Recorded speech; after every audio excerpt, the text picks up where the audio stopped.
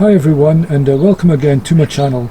Today I'm going to do a review on my Voodoo Bizango e-bike. I'm starting here with the computer.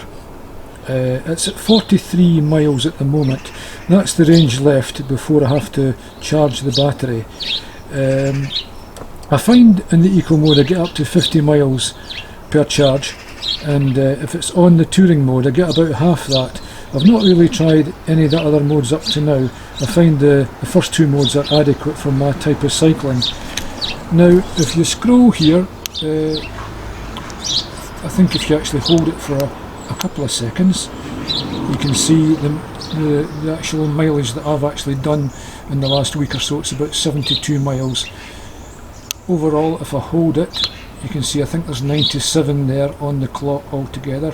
So roughly 100 miles since I got the bike. Hit it again and it's taken me back to the range. Now I'm going to start going round the bike showing you the modifications I've made up to now, which is very few to be honest with you. I've put on a Sealy Royale saddle, which is a gel saddle. It's very comfortable and I recommend this one. The standard one I find is just a wee bit too hard. I've also put on rechargeable lights back and front. Now these are quite cheap. I think they retail for around about £29. I've also put on a 2-peak back saddle for carrying, you know, like a spare tube and things like that. The other thing I've done is I've put on a back fender. This was bought in Halfords. It's called the Defender, and it's again by 2-peak. It's a great bit of kit. Also, I've added a water bottle and a bicycle pump. The other thing I've added is a Halfords make front fender as well, just to keep a wee bit of the mud off. And I think that's basically all I've done. Oh, sorry, I did make one other change. I changed these pedals to Boardman ones. Now these are got a fantastic grip, and I just find these are adequate, and they're quite light as well. They're better than the standard ones and I recommend them. Again, you can get these at Halfords. What powers this bike? Now it's a mid-drive motor. It's the Bosch Performance line, the CX, and this motor is really adequate for any sort of mountain bike, I would say, and I don't think I'll have any problems with this whatsoever. You can see up here the battery is still showing I think 5 bars, and I've probably covered about 10 miles, so it's really good. Now the battery, it's a Bosch PowerPack 400, and we'll go into a wee bit of detail about this because sometimes you can find it's hard to get it to click into its space. Now I'm just going to show you how to do that if you actually buy the bike.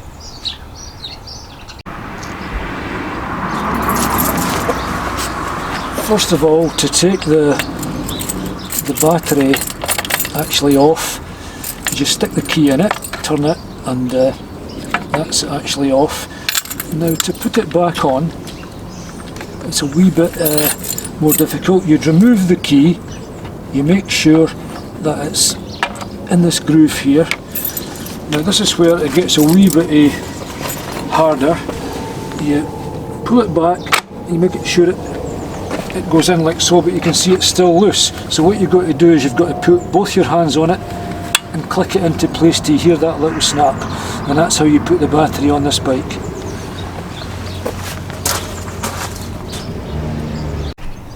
Now this is a Halfords bike, and a lot of people sometimes go, oh, it's a Halfords bike, I don't really fancy that, but to be honest with you, most of the Halfords bikes that I've owned have been fantastic value for money, because you do get quite a lot of stuff that comes as a standard package, and this one's no exception. You get RockShox duty air shocks here.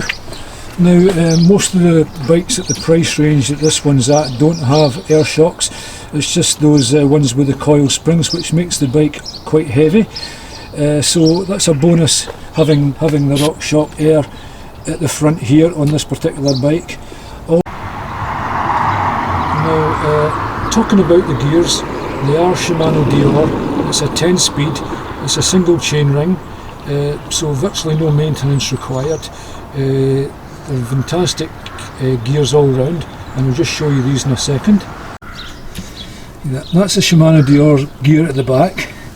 It's also got a wee clutch system that I'm pointing to. Now this is really handy if you want to cycle the bike without power, because it does release the tension here, and you can just, when you pull it back, you can actually cycle without having the power on. It makes it slightly easier. There's been quite a few people sort of wondering what that was all about, but that's basically that. Now the brakes again are hydraulic brakes, they're Shimano, and these are very adequate brakes. No real problems with these whatsoever up to now. So far, I've got to admit, I'm actually loving the bike.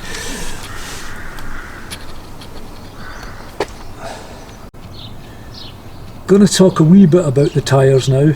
Now these are Schwalbe knobbly neck tyres. I've got to admit they're excellent. Fantastic tread, good grip. Now they're on 29-inch rims, and I've got to admit, when I first got the bike, or was looking at the bike, I really wanted 27.5, but I think now that I've got it, I'm quite happy with the 29s. I'm going to go up the front now. Now the quick release system here is not the standard quick release. It's actually a bolt through, and you need an Allen key to open it.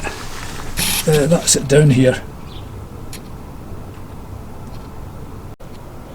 Now what I do like about the bike is the paintwork.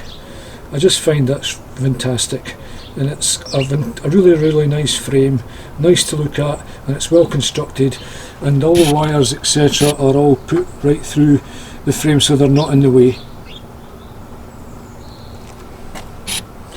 Well, I hope you've actually enjoyed this review, and if you have, if you can give me the thumbs up. If you haven't, well, the thumbs down, but and if you could subscribe to my channel, that would be fantastic. It just keeps me going, helps me make more videos. So once again, you take care everyone, and we'll see you again soon. Bye for now.